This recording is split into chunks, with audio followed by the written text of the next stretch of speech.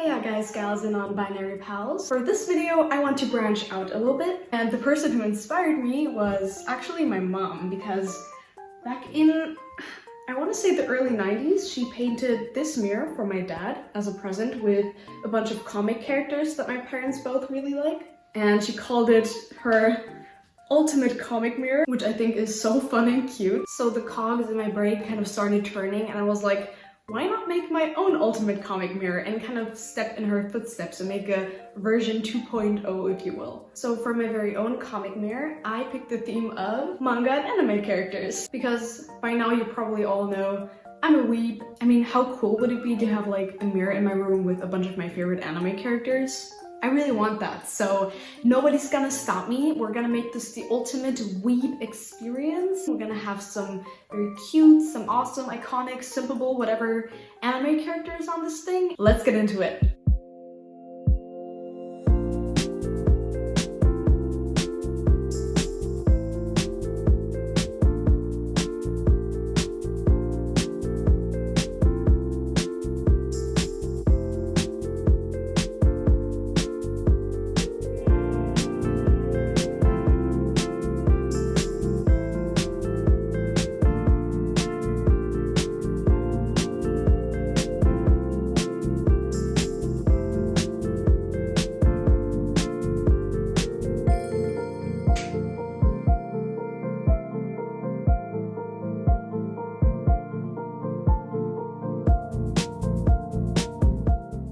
To kind of test the waters and see how this whole painting on glass thing would go, I decided to start out with painting Sailor Moon, who I thought was going to be the easiest character to paint.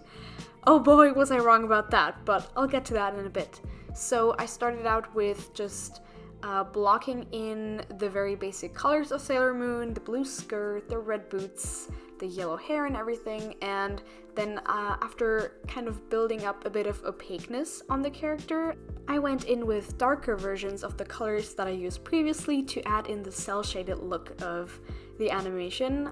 So I think in retrospect, picking anime characters was a very good choice for painting on this mirror, because if you want to paint characters on glass like this, you're just gonna have to build up so many layers to get anything to be opaque, and I can't even imagine doing anything more complex than a simple cel-shaded, very flat looking style, because like even painting this single character took me multiple hours. Granted, it was the first one that I did and I was still kind of getting used to the whole sensation of drawing on the slippery glass, but it still was an experience. So at this point, I haven't quite finished the first painting. I still need to fix up her hair and stuff, but my back is already dying.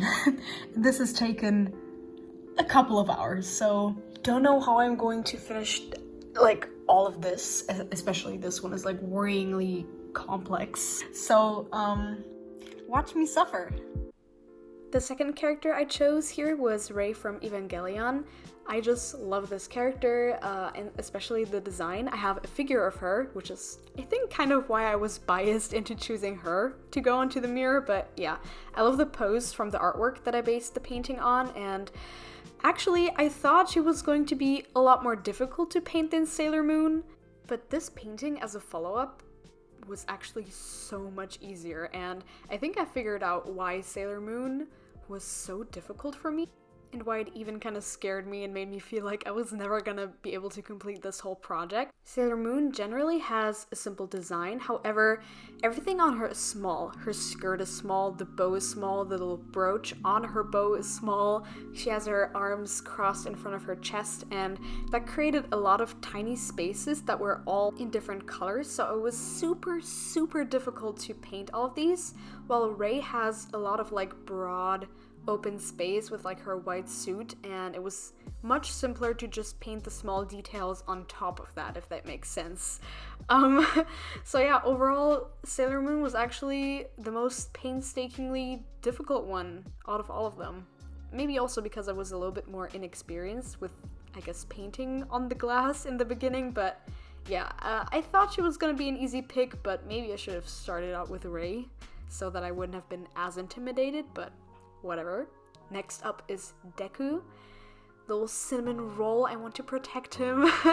My Hero Academia has like a special place in my heart. I have to say that I haven't enjoyed the new 5th season as much as like the first couple of ones, but that's besides the point. Like, I still think it's a great show, and of course I had to have some shonen representation on this mirror, so here we go with Deku. And I can tell you, in between like the layers, he looked terrifying. All of them do. Like, at the stage where the colors aren't fully opaque and their eyes aren't like properly drawn in, they look so scary.